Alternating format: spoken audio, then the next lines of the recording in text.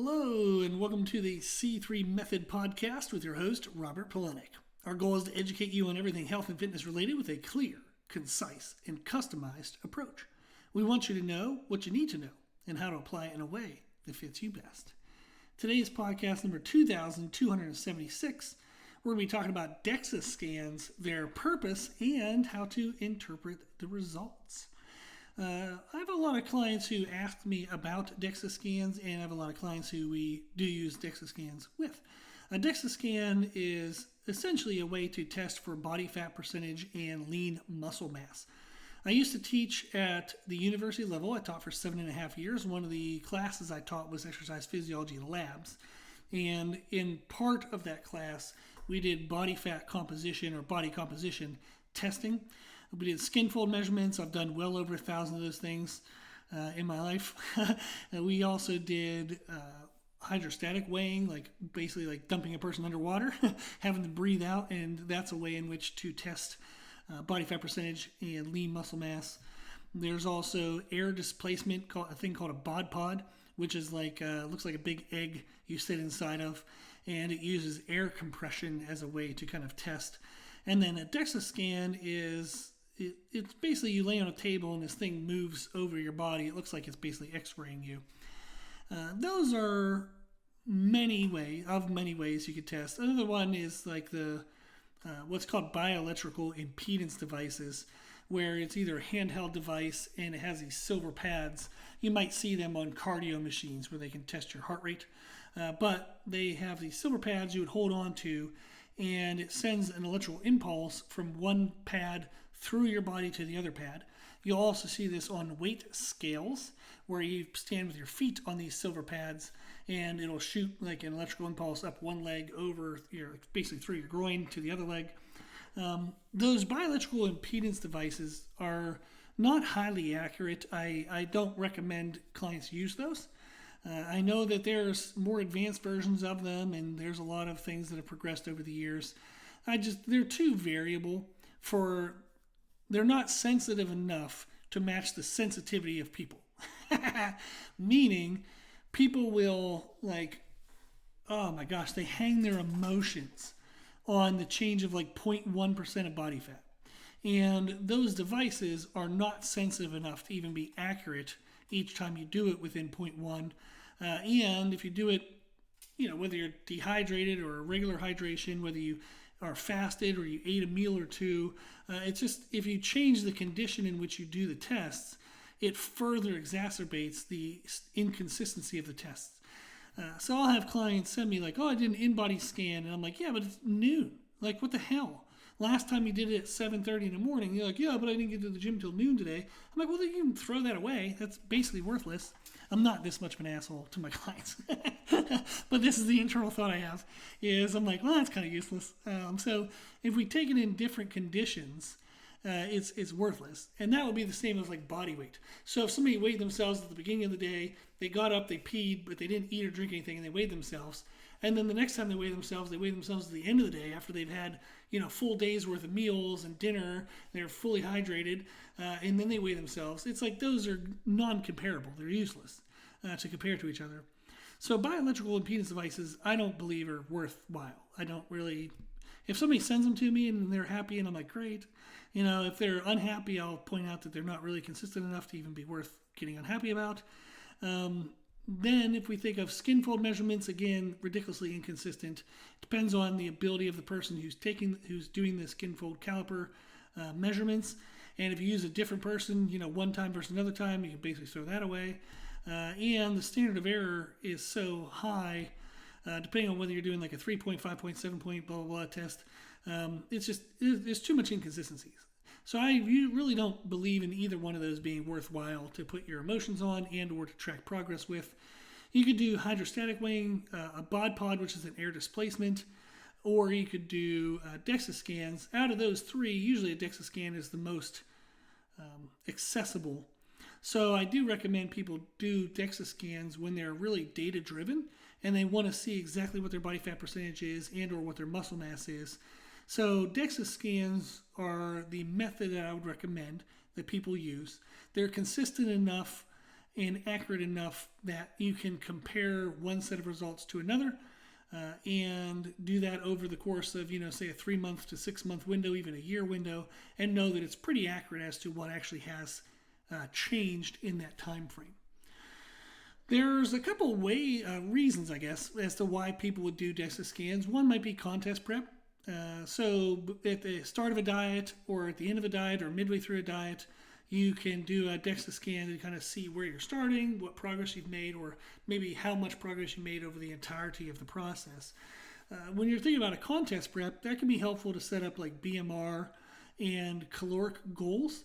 You can estimate based on your kind of activity level. You can estimate based on muscle mass and some other details, and find out, okay, if I want to diet, what would be my assumed maintenance calories, what would be an assumed deficit, and set up my diet that way. You can also estimate stage weight. So by finding out how lean someone is, you can then ask Google and say, okay, if somebody has a lean mass of X pounds, how much would they weigh at 6% body fat? And that's generally going to be a good marker for most people to aim for like competition weight on stage. There's going to be some difference out of there based on like dehydration and carb loading and all these other things, but it gives you a ballpark figure.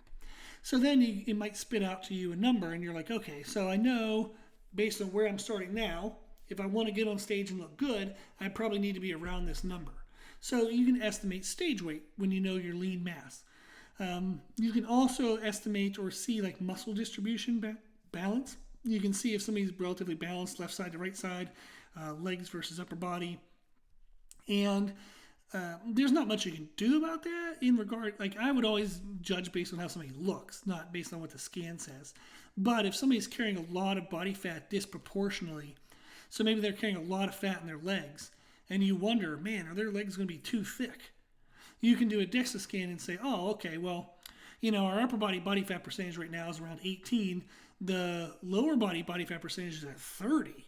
So we have a lot of fat, a lot of mass that's going to come off those legs, so we don't need to be as worried. So you can get kind of per section of the body fat percentage readings. And that's actually super exciting and cool because you can use that in different ways to better understand what the end result or the end aesthetic is going to be. You also have it like for diet effectiveness. You can kind of track how much fat loss versus muscle loss, or hopefully muscle gain as you were able to lose fat. So you can track the effectiveness of a diet strategy in regards to the percentage loss in total weight coming from muscle mass versus fat. So that's super fun. You can also do it for injury rehab.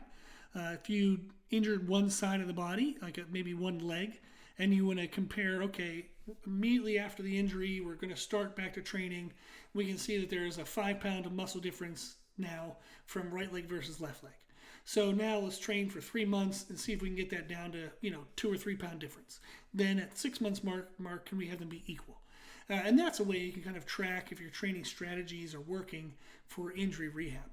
So those are just a couple ideas. There's actually a lot of fun ways you can use DEXA scan data to better understand your aesthetics and overall health and body composition. So I actually recently got a DEXA scan done for myself. Meredith and I got one done. We got it done on May 24th. So by the time you're listening to this, it's going to be roughly about 2 weeks, 2 weeks ago. And what was fun for me is I'm wanting to start a diet process in which my goal is to get as lean as I can. I want to get like peeled and shredded by the end of the year. I think it would be super fun. There's a lot of business benefits. There's a lot of personal benefits. So I'm processing through that right now. I wanted to have an idea of where I am starting. And then I can also just kind of see at the end of the process how far I was able to go in regards to achievements, and then have fun data points that I can compare and kind of just know the effectiveness of my approach and overall what happened. For me, what I got tested at, I found out I was 18.5% body fat. My total mass on that day was 258.4 pounds. And that would lead me to a lean mass, or like a fat-free mass, if you count my muscle mass plus my bones, of 210.6 pounds. So let's round these off a little bit. So 18.5% body fat, my weight was around 260, and my fat-free mass would be 210. So that means I have roughly about 50 pounds of worthless fat on my body. Now, you can't actually get as lean as your fat-free mass. That would be 0% body fat, and it's just not feasible. You do have some body fat around your organs, just as general functional health. And then, like body fat under the skin is, I wouldn't say it's necessarily impossible, but it's not really ever going to happen that you're going to get the body fat under the skin to be 0%. So even professional bodybuilders don't get down that lean. So what you would look for is you can do that calculation and say, okay, if somebody had a lean mass, a fat-free mass of 210 pounds, which would be my example, how much would they weigh at 6% body fat? And for me, it put me at, it was like 226 or 227 pounds. I think somewhere around there. Like between 225 and 230 pounds is what my stage weight would be as if I were to like do a show. And is that 100% exact? No, but it gives you the ballpark. So that means, okay, if I want to do a diet where I'm going to get as lean as possible, if I'm starting around 260, I know that I want to get down to around 225 to 230 to have the look that I would like. Now, what helps me then, though, is, okay, if I need to lose, let's say I'm going down to 230 just to make the math easy, so I'm going to lose 30 pounds. What is a realistic time frame to do that in? And I know that an aggressive diet that can be sustained for long enough might be around 1.5 pounds lost per week. So if I'm looking at 30 pounds, I can set up a goal of about a 20-week diet. And that's pretty aggressive, but it's certainly possible. So that gives me an idea on how to kind of set up where I'm at, where versus like where do I want to go based on what my end outcome look is, and then what is an appropriate time frame that I would aim for that. So this is actually some of the ways that we can use the Dexa Scan is to figure out, okay, where am I at? Where do I want to go? What's the appropriate time frame based on the intensity of the diet that I would like to, that I believe I can sustain given the way in which my life is structured.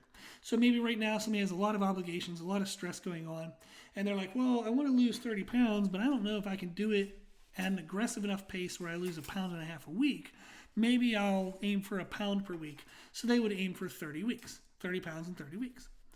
Now, we know the initial phase of a diet, they're going to lose a lot of water weight. So the initial jump of weight loss is going to be much faster than that rate of 1 pound per week or whatever, 1.5 pounds, whatever your normal goal is. You're going to lose more faster at the beginning of the diet, the first couple weeks, maybe even just the first week or two, depending on how clean you were eating already. And then it kind of sustains and stalls and kind of hits this normal averaging plateau from there on out. But it's a way for us to kind of better understand, again, where we are, where we want to go, and what's an appropriate time frame. Then another thing that kind of stood out to me that was fun to see was where my fat is distributed. So in my visuals, if I were to look at my body, I know in general, my lower body, my hips and my legs are actually the leanest parts of my body. My midsection, around my belly button, around my organs, is definitely the fattest part of my body. Bummer. And then my upper body is kind of in between. So I know visually that is how I feel. So then I got to look at the results on the Dexa Scan. I'm going to give you some numbers and then come back and kind of like generalize this. So don't try to memorize the numbers. My arms are around 15% body fat. My legs are at 12% body fat. My trunk is 22% body fat. The android part of my body, which would be the midsection around my organs, is 27%. Boo-hoo, bummer. And then the gynoid section, which would be around your like groin, like so the butt, hips, thighs. Well, not so much the thighs, the butt and the hips is at 14%. So my legs are at 12, my butt and hips is at 14, but then my belly and lower back area is 27. That is depressing and frustrating. That's actually been common my whole life. When I first started doing all this stuff and trying to get healthy and improve my body, I was 15 years old, and that was exactly the way I looked when I was 15. It was more exaggerated. I had skinny legs, skinny arms, and a whole lot of fat around the middle of my body. It's just the way I was based on my hormonal profile, my lifestyle, and what I was eating and what I was doing at that age or leading up to that age. That's just kind of the way genetics fell for me. And then when I started realizing, I can influence this. Let me go ahead and take control. Let me start controlling what I'm eating. Let me start controlling what I'm doing. Let me start to change this to the way that I want. I have since made huge improvements. So when I was 18, when I graduated high school, I've already been trying to eat healthy and exercise for 3 years.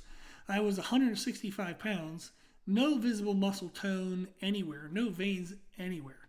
I would have been easily 30% body fat or more at 165 pounds. So now you can see on this Dexa scan at 41, 260 pounds. So I've gained 95 pounds and I'm down to 18.5% body fat. So my fat-free mass is 210.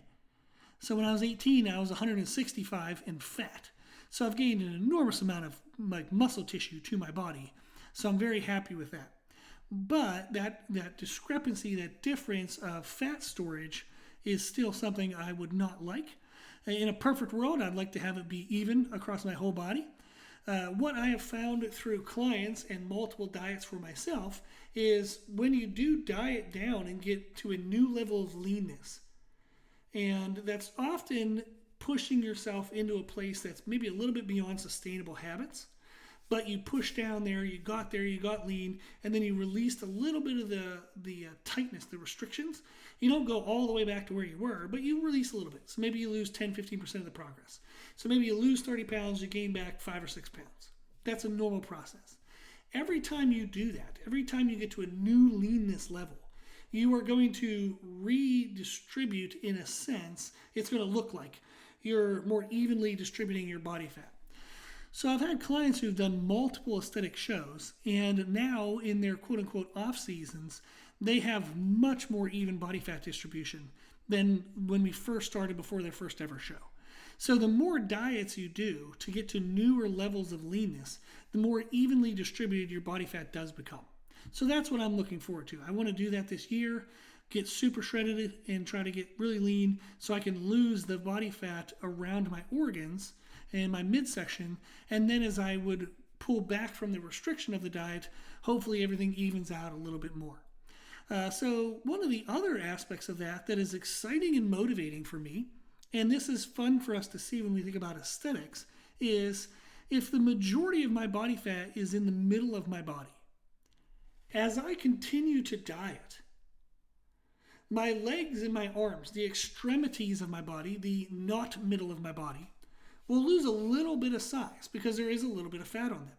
But the middle of me, my midsection, my core, my trunk area, has the most fat. So it will continue to taper down smaller and smaller and smaller, while my arms and legs will actually look like they're actually maintaining, if not actually gaining in size, in relation to the midsection. So I know if the middle of me is storing more fat, it has more visual change to come.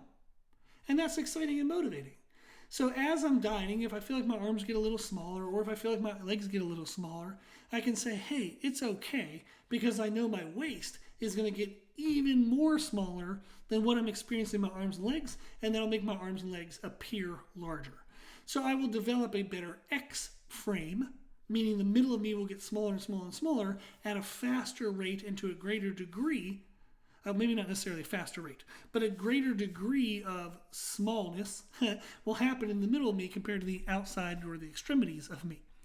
This is motivating and exciting because even if my arms and legs feel like they're getting smaller, I know they will appear larger if I continue to push through the diet and lose the fat that's in the middle of the body. So that's very exciting to me. That's motivating to know that my overall aesthetic balance will improve, and I can see that on the Dexa scan, that I know the largest area of visual smallness that can come is going to come in the middle of my body. So that's really exciting. And then the Dexa scan also tells you the amount of muscle mass you have in side to side of the body. So left arm versus right arm and left leg versus right leg. it's been fun for me because over the years of training very intense, and I started weight training when I was 16, I've had a lot of injuries. I've had a lot of muscle tears and some damages and stress. But what was fun to see was my arms are actually pretty accurate. They're pretty similar. My right arm has 13.8 pounds of mass. My left arm has 13.6. So that's actually really close. That's considered a very good difference. My right leg has 35.1 pounds of muscle mass, and my left leg has 34.5. So there's about a half a pound difference, 0.5 to 0.6 pound difference there. That does have a little bit of a difference, but it's not significant. But it does tell me my right leg is a little bigger.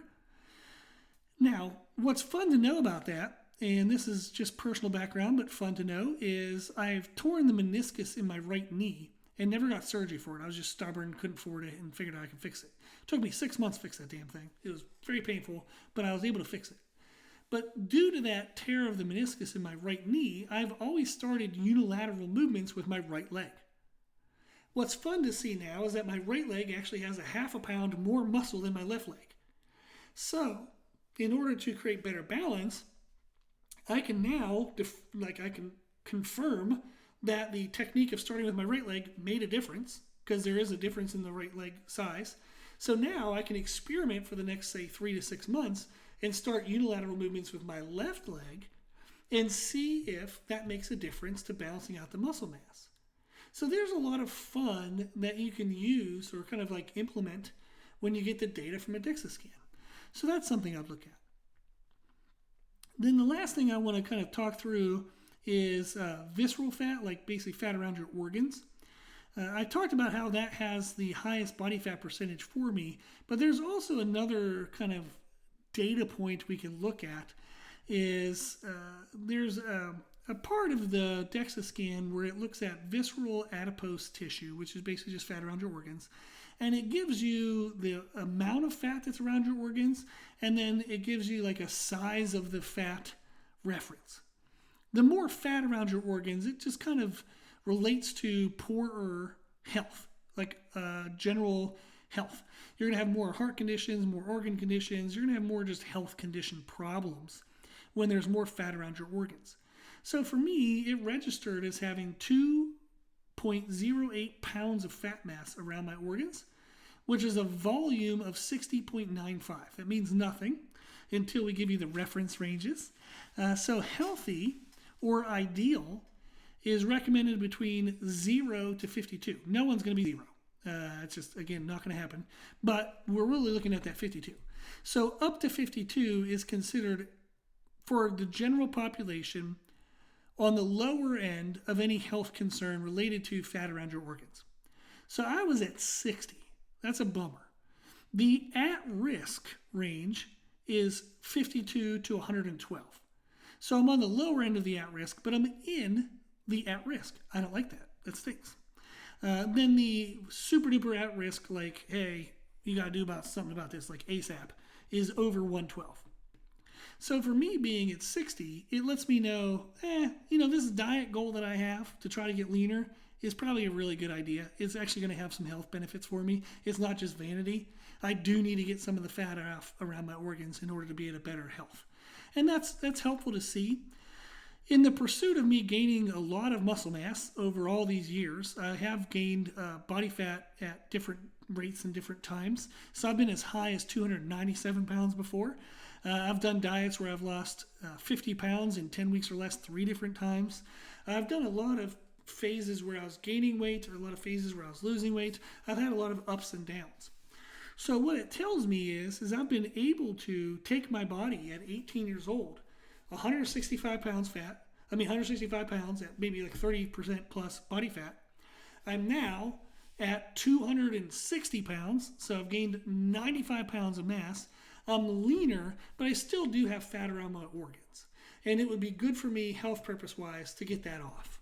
And that's the benefit I said of being able to do a severe diet.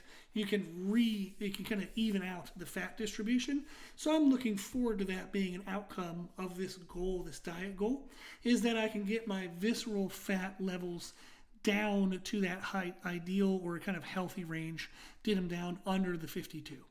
And that's kind of fun for me, and that's a nice like side goal. I will admit it's not my main goal. My main goal is vanity. I just want to look lean and be shredded. But that's fun to see that this is going to have a health benefit, and that's like a little extra motivator. And if I wasn't aware of that being an issue, it's now I am aware. So that just helps with awareness and helps with, like, again, furthering the importance of doing this goal. So those I thought would be fun just to kind of talk through what I look at when I look at Dexa Scan results, what I consider the pros and cons and kind of the neat nuances of what you can tell and what you can learn from them. I thought that would be fun to share. How frequent you should do Dexa scans really depends on the person, depends on their goal. I typically would recommend the most frequent to be every 3 months, because in order for you to significantly change body fat, in order for you to significantly change lean mass, 3 months is kind of a fast turnaround. So 3 months would be the most frequent I would typically recommend, unless there's a goal related for that individual that requires it sooner. But in general population, for most people, 3 months is as fast as I would recommend. 6 months is my most common recommendation. And then a year apart would be, good if you're concerned at all about the data and you thought Dexa Scan was valuable at all. You'd want to do it at least once a year, so that way you can kind of see how you're progressing from year to year. But 6 months, I think, is a really good sweet spot, especially considering most Dexa Scan places are under $200 to get a Dexa Scan. Like, we were able to go to a place that we were able to get a discount due to services and podcasts and whatnot, just to get it for $50. But I think they offer it at like $75 for a regular price. So it's definitely affordable. And there are places now that offer like Saturday mornings, so you don't even have to take like time of the day off work. Or maybe you can go like an evening, an early evening, and get it done. So it does make it more easily accessible than what it used to be. So getting it done every 6 months, I think, is a good time frame. So Meredith and I will be aiming to do that from now on. We kind of thought it was fun. We thought it was about time. So it was fun to kind of see where we're at and kind of develop that and see the methods that we use in our nutrition and training, what effect they have on a per 6 month basis. Cool. So hopefully that was fun. Hopefully that was interesting. If you have any questions about Dexa scans, you can always email me at c3method@gmail.com. Again, the 3 is spelled out THREE, so CTHREE method@gmail.com. You can visit our website, which is c3method.com. And you can see there we have nutrition coaching, nutrition and training coaching, business consults, a whole bunch of other stuff. So if you need anything service-wise, check out the website for that. If you have any general questions, you can go to the website and send a question through the website portal, or you can just shoot me an email at c3method@gmail.com. If you like the podcast, please share the podcast. The more people we share it with, the more people can be helped. If you like the information we share in the podcast, you can always find more information from us and new and different information on our Instagram channel and on YouTube. And both of those are under the name C3 Method. Again, the 3 is spelled out THREE. Cool. As always, I hope this was helpful, and thank you for listening.